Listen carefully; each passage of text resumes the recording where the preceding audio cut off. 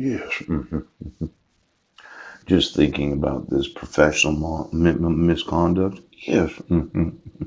The thought of attorneys allowing for return of service from somebody other than the respondent. Yes. And then attorneys having knowledge of courts issuing court orders that the petitioner didn't institute. And then the duress of having the court officer be disrespected. And then refusing to acknowledge these rights.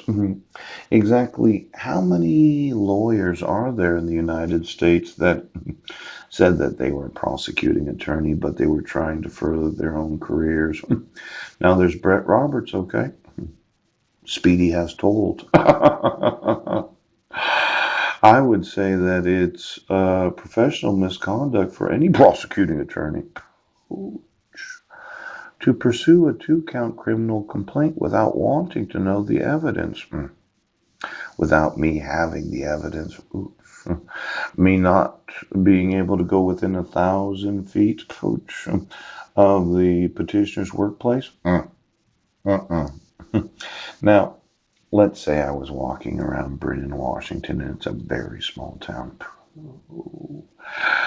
And Judge Landis said, "Don't go there, Paul, don't go there." But I said, "Well, Judge, you're violating the rules of professional conduct of judges and attorneys." Now, you're knowingly insisting or inducing another to commit a criminal act, Judge. Oh, that reflects adversely on a judge's honesty. Now, see, this whole concept of 1,000 feet, yes. Well, they issued this 2 years and 10 months before then, where I didn't see what it was that was a problem. And oh,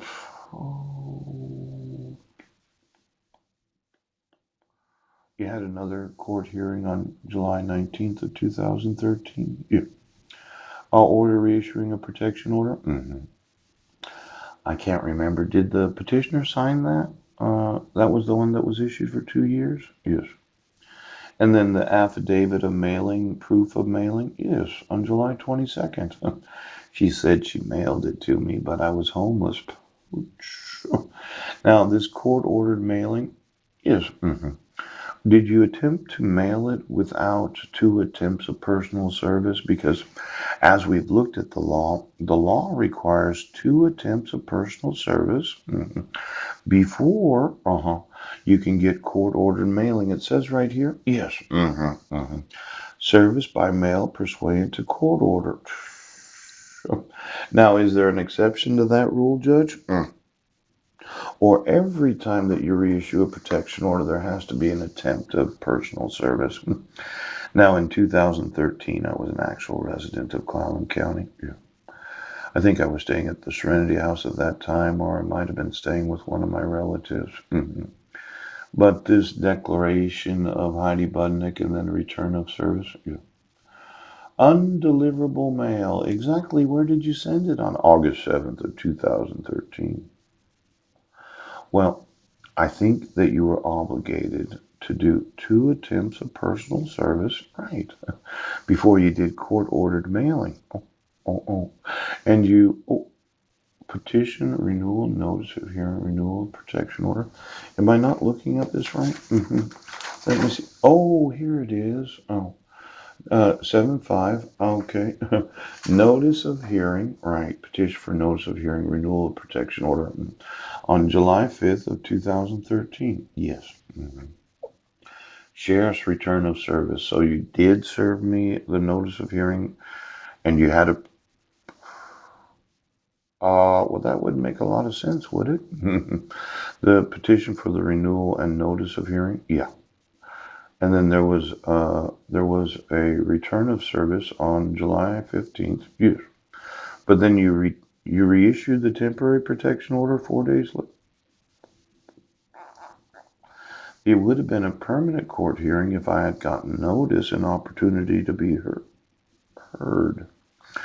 So what's the sheriff's return of service on July 15th of 2013? Well, when you petitioned the court, right, to renew, and a notice of hearing on 7/19 of 2013, yes, this sheriff's return of service should have been for me, the respondent. Yes. 5 judicial days before the court hearing on July 19th of 2013. Yes. But why did you reissue the temporary protection order if I had notice and opportunity?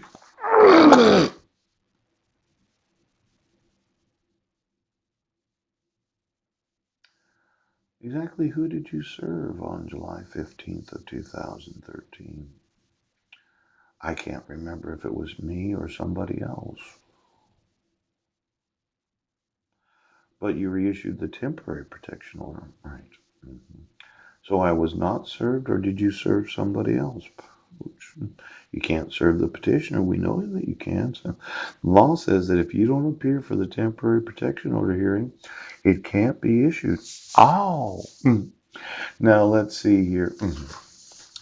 She decided that it was court-ordered mailing on July 19th of 2013. Yes. But there was a requirement of law to attempt another attempt at personal service as a requirement of law before she could have court-ordered proof of mailing. Yes. And then you said another hearing on 8/30 of 2013. Yes. Approximately 40 days later. You did that because she motioned the court for court-ordered mailing. Yes, yes, yes. Without the second attempt of personal service.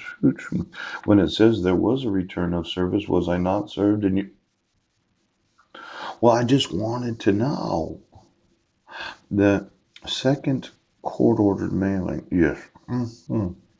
Well, it was returned undeliverable. Yes. But there's a return of service. Yes. And then sheriff's return of service. Okay, on 8/21 of 2013. Yes. But I thought it was put in the newspaper. Uh, it seems a little different than mine. Mine, because I have a copy of it here, was actually in publication. Oh, oh. Is the court record? I know I have a copy of mine here someplace. Now, I'm just wanting to know, okay? Let's see here. Decree of dissolution. Yes. Declaration proof of mailing, motion hearing, reissuing temporary protection order, show cause. Yeah. So there was a notice of renewal of protection and sheriff's return of service. Yeah. So I must have been served 5 judicial days. Why did you reissue the temporary protection? Uh, Maybe somebody would want to look at that. Now there was a motion hearing, affidavit of mailing. Yes. And then, this was about that trial. You remember that? Judge Rohr. Now it should say court-ordered publication. Doesn't it say court-ordered publication or what? Well, it has to say court-ordered publication. It was put in publication. Yes, it was. Now I got all of these documents all messed up in here. Hang on here just for a second. Oops. I know I have it in here. Yes, he does. Now, what? This might be it. Nope. This is the dissolution of marriage. You know, when you arrested me at the same moment as serving me.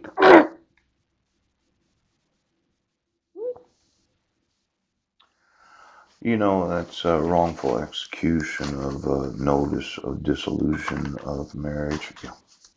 But you wouldn't remove it. Ooh. Oh, now this is return of service on, excuse me, July 30th. Yes. And then declaration undeliverable mail, sheriff's return of service on 8/21. Yep. That's when they called me on the telephone. Yes. And then motion hearing for a reissuance of the permanent protection order on 8/30. But neither one of them have what's known as court-ordered publication. So it was court-ordered mailing without the second attempt to personal service, but there is a return of service on July 31st of 2013. Yep. And there's a return of service on July 15th of 2013, but the return of service is to reissue the temporary. I don't think he really did it according to the requirements of law. Now, I think that you tried to slander me by putting it in the Squim Gazette. Tried to make me look bad. Thinking you'd get yourself some sort of memorabilia for all the Fish and Oprah shows. True. Now, I know what's in here. I'll find it okay. But when the actual docket that you look at, and the public record, doesn't show court-ordered publication. Yes, it shows court-ordered mailing. And then the mail was returned undelivered for church. I'm thinking that your court record is totally fucked up and you're getting sued for that.